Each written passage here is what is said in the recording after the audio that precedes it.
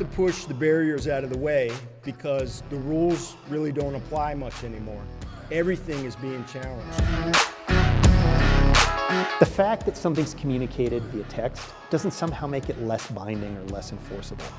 You should presume that every keystroke you've ever made ever is absolutely subject to being revealed to court, in court later. To be the second woman on the board of Starnet is like, wow, you know? And I'm a pretty humble person. That kind of blew me away. I was like, I'm honored. And I'm honored that Diversify wanted me to represent them. Write your story, think about what it is at the end of life that you really want to be able to say, and then back it up to your vibrant time where you are now.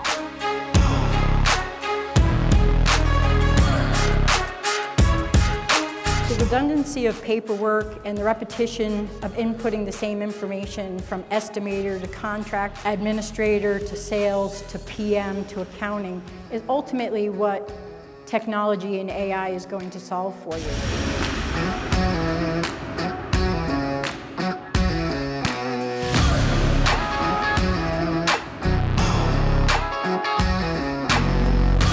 I like it. It's good energy. I like Louisville. I've never actually been to this city before, so that's fun.